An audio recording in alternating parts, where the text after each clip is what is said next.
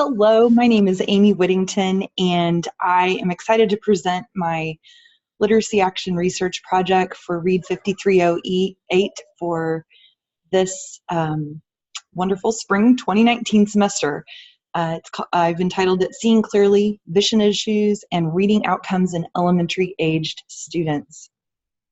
The inspiration for my project really lives up the road for me, quite a few miles, about 800, in Concordia, Kansas, and it is my sister and her 15 years of classroom teaching experience, as well as now her first year as a reading specialist. And if I can be a proud sister and brag that she just received the Teacher of the Year award for her district for elementary schools. She has been working so diligently throughout all of her time in classrooms and now as the Title I reading teacher for her elementary school to make sure that children are on the right foot, that they have that phonemic awareness, that they are ready for print awareness. And it started to really trouble her that she was noticing perhaps there were some more issues than could be discovered by a typical eye chart test that pretty much all students all across the nation by state requirements do experience. And that's whether you're in a public school or a private school. So for example, in the state of Texas, at our private school, all students are required to take basic vision and screening tests. And the only way they can opt out is to show that they have had those tests at their doctor on their own. It's no different than the students that my sister teaches in Kansas. And yet, in discussions with a reading specialist who retired, and for the position that she was able to begin this year, and in conjunction with discussions with a local optometrist in town, she started really exploring that perhaps there were some more specialized vision issues that could be addressed to help her students. As I started listening to her talk about the excitement of receiving a $30,000 grant in conjunction with this project for the local optometrist to come in, do the testing, and then begin therapeutic treatment on what turned out to be 30 of her Title I kiddos who were diagnosed with treatable specialized vision issues, which I'll touch on later in this presentation. I really started also thinking about how I've been inspired by students that I've had who have had different abilities in their physicality that has affected their academic work and their lives in school and their view of themselves as learners and as readers. For example, in the past, I've had an 8th grader who was discovered to be extremely dysgraphic. All the factors why this wasn't discovered before 8th grade are almost beside the point in this discussion. Perhaps that's a different research project. But his 8th grade year, he was finally diagnosed with dysgraphia, and the ways that we could begin to address that with technology, with just knowing that the thing that caused him so much difficulty had a name, gave him so much hope, and really watched that child just flourish and succeed in his year, and was just a bright and shining star at Montessori Model United Nations that year, spoke in front of the big green marble wall. It was an amazing transformation to see what just giving him correct tools in his toolbox could do for him.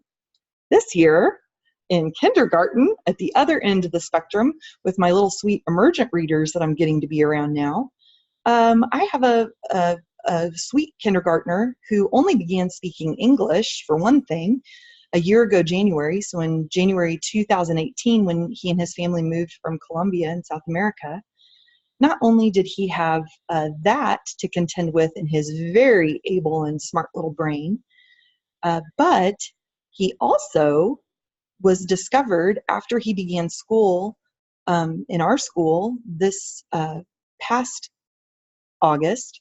Within a month, all of his teachers, classroom teachers, specialists. We really started to note how he would turn his head and the difficulty that he was having that was not just tied to his language acquisition of his second language of English. And it was discovered that our sweet boy only had 10% hearing in his left ear. And watching that change after his parents were able to acquire treatment for him, which of course in this case included a hearing aid and some therapeutic intervention for him to get used to using that device, he has flourished. He is doing very well. And just watching that physicality really made me think about how for most of this graduate program, I've been very interested and focused in other classes on motivation and issues of intrinsic versus extrinsic motivation. It's a hot topic at our school. I think it's a hot topic at large. Definitely coming from a Montessori background, exploring that is of great interest to me, not because of a matter, wanting to excise any bias from myself, but just in the fact of what you see in outcomes and how that's tied to the way that students experience what we call school and how they experience learning, what it means to be motivated.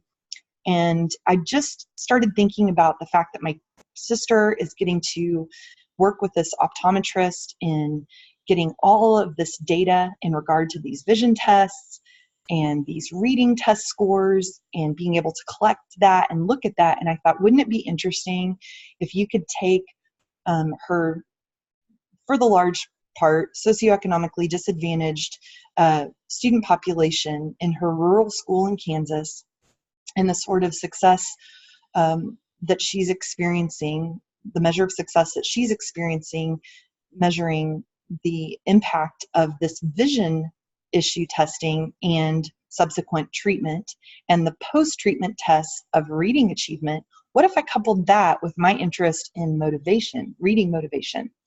And what if we looked at reading motivation and see what sort of any sort of interesting increase in reading motivation might take place if there is an expected increase in reading achievement scores and reading outcomes coupled with resolving any vision issues. So that's really my inspiration for this action research project. And it was exciting to think as I started looking through the literature, it was interesting to really look at these optometry and ophthalmological journals. There is a lot of research out there. And of course, one does not want to live in a jaded world of cynical thinking, but these optometrists and ophthalmologists, their bread and butter is having paying clients. So you, of course, do want to make sure that you're not just looking for self-sustaining practitioners who are looking to, perish the thought, profit off of any unneeded testing. But it just seems that there is a long history of literature supporting and research supporting the fact that there are ties between addressing vision issues and increased reading outcomes. You can see I've listed 3 articles here. 2 are very, very, very recent, 2017, and then one is from 2009. And each of them discusses some different vision, particular vision issues that these researchers addressed. There were reduced outcomes noted in Queensland Australian school children in this Hopkins et al. Report in 2017 with some very specialized vision problems. Krista Kelly and her other researchers just noticed a tie between slow reading when they collected data in regard to a particular vision issue called anisometropic amblyopia and its particular connection to gaze instability. And so I can't imagine not being able to keep a steady gaze when I'm trying to deal with print as an emergent reader. And as my sister has always likened it, to being asked to learn to tie your shoes with your hands tied behind your back. So again, that article was really impactful in the way that I viewed, the way I wanted to go toward this research in support of looking at this as an issue that might really help children as they launch into work with print. And then binocular function. I mean, when you think about issues of depth perception and tracking, some people are specious about this, and that's why I think it deserves further research. And I think that an action research proposal, especially coming on the heels of having direct contact with my sister who's getting to do this right now in real time, it's exciting. And it does seem to beg, you know, common sense that if a child has some sort of physical issue going on with their eyes, it's not addressed by an eye chart exam of actual just visual acuity, but other issues regarding eye muscle control as detailed by all of these different vision issues, there might really be something that might be worth addressing in a research proposal. And that's why my methodology really does include, obviously, some pretty just cut and dry quantitative analysis and collection of data. And of course, I would want to expand what I'm already getting to learn from my sister. I would like to expand that here at the private school where I work in San Antonio. I think it would actually be very interesting to see the difference between acceptance and use of diagnoses of these different vision issues and what sort of therapeutic intervention may take place just because parents have greater access to resources. Perhaps there will be a difference in people seeking treatment for their children just simply because of their monetary sources of funding, that they can provide that for their children. While my sister luckily has this initial grant and hoping to show that this therapeutic intervention is really going to bear out for the school in those reading achievement scores over time. I would use the 3 classes of kindergartners at my school during 1 year. Of course, I don't have any selection criteria input on that. Those are the kiddos who are brought in by our admissions department. And so I would be taking that group as a whole and testing them through what our school typically gives, which is the TPRI as our reading inventory, and get those reading achievement scores. Those are given by the reading specialists at the beginning of the year, and then by classroom teachers or reading specialists mid-year, and then for the purposes of this study, I would do it at the end of the year as well to get post-treatment of the vision issues testing for reading achievement. There's also a really wonderful reading motivation questionnaire for elementary students. So besides those statistics that I'd want to collect, there's also this wonderful survey that's geared toward young elementary students. And it's very, very current. It's in press now. And that is something that reading specialists and classroom teachers could also provide for the students. And take that at the beginning of the year. And then I would also, in this proposal design, I would, in my methodology, I would have that given again at the end of the year again as a post-treatment survey. And then, of course, those vision test results. And those are going to include a myriad of tests, including cycloplegic refraction, near point of convergence, heterophoria, fusional divergence range, rapid automatized naming, visual motor integration. And this can be performed only by professionals, by the optometrists or ophthalmologists specialized to give those tests. And that data then, of course, could be collected by them. I believe that Excel spreadsheets, as basic as it sounds, would be the best communication tool to go between medical professionals and the school, hopefully using OneDrive as a sharing tool, technological tool, after, of course, that all of the requisite agreements and confidentiality requirements are satisfied for the parents of the students. And then my data analysis would utilize in quantitative analysis using ANCOVA for both the vision screening and reading achievement scores. And then, of course, looking at my motivational survey testing as well after the completion of that school year. And then I believe qualitative analysis for observational and narrative journaling purposes. I think that really that's going to help me avoid the bias, like I've said, of feeling so strongly initially that there's just kind of a common sense issue here, that if we can address this, let's take away something that could be diagnosed and treated at the offset for these children, so that we can go on to really help them succeed. And I believe that by following a methodology for this type of proposal, you really do have a hope of removing barriers. And that's why, of course, my expected results would be that as vision scores, as post-treatment vision scores would increase, then you will have the same for reading achievement test scores. Those reading outcomes will improve, and your reading motivation, I would expect, would also improve. As something becomes easier and the shackles come off for those children, they can see clearly, they can read clearly. And I just would be that would be my expected outcome. However, there is a risk. And when I say risk, it's not just that you would get a result that you're not expecting, such as no relationship between these specialized vision issues, treating them, and then having increased reading outcomes, including motivation. But in fact, that by doing so, by using time, treasure, and talent, resources at your school from the community, from parents who would seek treatment from recommendations by these optometrists and ophthalmologists, if you did not find this relationship or did not see improvement that met kind of a cost-benefit analysis in the end,